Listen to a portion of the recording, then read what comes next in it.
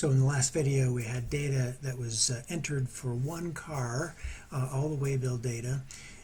But when we actually went to look at the printout that was gonna show up for that waybill, things were not quite configured correctly. We could see that the colors had not yet been set up.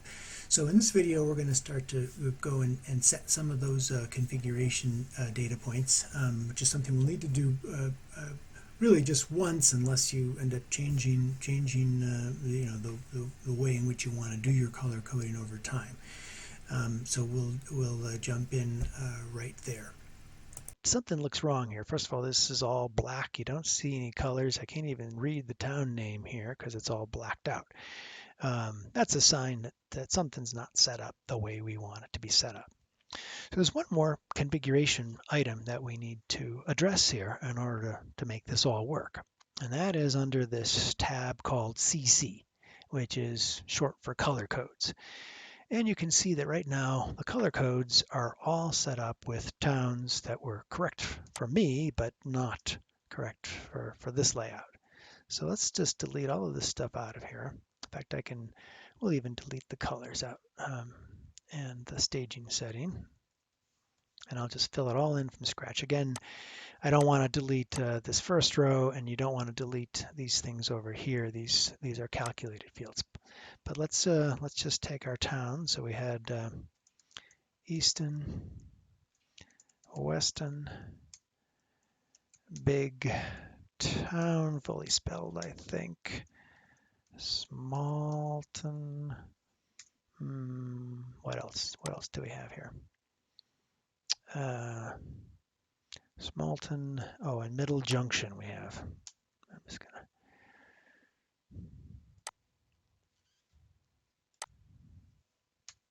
Middle Junction. Okay. Now for each one of these, you're going to assign colors for the division, which is really in my parlance is the yard in which it's going to be classified for, to go onto the final train that delivers it to the destination. So we'll start by doing our staging areas. So I'm just going to say my staging Easton is red and Weston is green.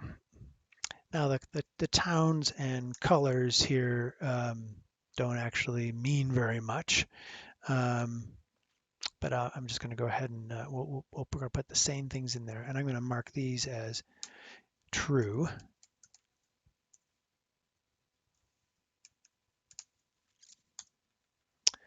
And generally you'll leave these blank except for your staging where you'll put in the word true. And then let's just suppose on my railroad now everything else that comes in as classified in big town. So that makes this fairly easy. If you had multiple major classification yards, you'd have multiple divisions within the layout. But I'll start by just using one. So we'll say all of the rest of this stuff is going to come into big town, be sorted in big town, and then sent out on an appropriate train. And let's say that big town is just let's make big town basically all blue here. And then let's say small town is going to go off on a train that's purple. And again, for now, I'm just going to make the train the same. Now, if you actually had multiple towns on the same train, then you'd want to have different town colors for a single train color. But in this case, that's not what we have. I'm just going to say tan maybe for these other colors, and I'll give you some information about the different colors that you can use for the colors that are allowed. So in effect, by making all of these three towns have the same division color, and in terms of the instructions, I'll be associating that color with big town. That says that anything that's going to any one of those three towns will be sorted in big town. So effectively, when you're looking at the waybill, the first thing you're thinking about is this division, and that's going to tell you where this car goes first for its first sorting. Anything that's red goes straight to Easton staging, everything green goes to Weston staging, and everything blue goes to Big Town. So now when the cars are populated, again, people look first at the division. Red goes to Easton, green goes to Weston, blue goes to Bigton, and then you're looking at the train color. So within Bigton, there's going to be a blue train, a purple train, and a tan train. Blue train serving local Bigton traffic, purple train serving Smallton traffic, and a tan train going off to Middle Junction. Now, if we wanted to say have the purple train go serve Smallton and Middle Junction, then we could just make this purple. And now the purple train would go to both Smallton and Middleton Junction. And you'd see these different colors for each of those destination towns. But for now, let's just make this a separate train. So now when we come over here, right away we can see already this is looking a lot better. So I can see that that Chicago, this Chicago-bound train is supposed to go to the green division because that upper right-hand corner tells you the division. And this one that's going to Fred's Meats is going to the blue division since it goes through Big Town.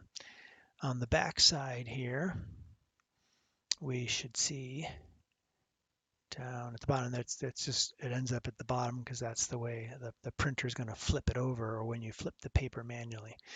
So in this case, again, this one's also green because it's going to Weston again, which is going to be the green. This one still goes through the blue division, but it's going to the small town train, which is purple. So we sort of have those different patterns there.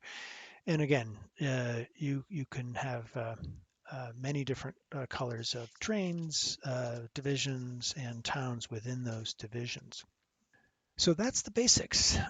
You're really on your way. Now we're coming back over here to the waybills. This is where you're going to spend most of your time because you're going to be putting all of the cars that you have, and you can go ahead and start putting these in here right away. You can say I've got let's suppose I have my own railroad, and its symbol is Quirt. Oh, I don't know why QWERTY is too long, and so I've got a 1012 boxcar. And again, you'll see that pink color here, indicating that that it hasn't been filled in yet.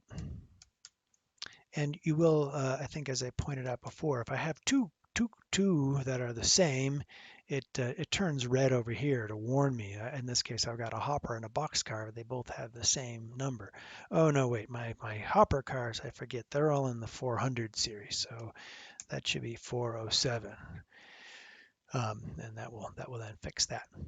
And as I think I explained in some of the other videos, there's other fields here that are recognized as errors. So if I put in a blank spot or a bad spot in Big Town, it's going to turn this red because it says I know Big Town is online, an online town, and there is no spot ASD if whatever, right?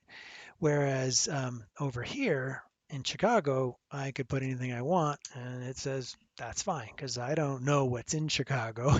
Whatever you tell it, I'm going to accept, and it won't complain about that. And really, that's it. Those are the basics. You're ready to go. You're ready to start putting stuff in, and getting waybills printed out.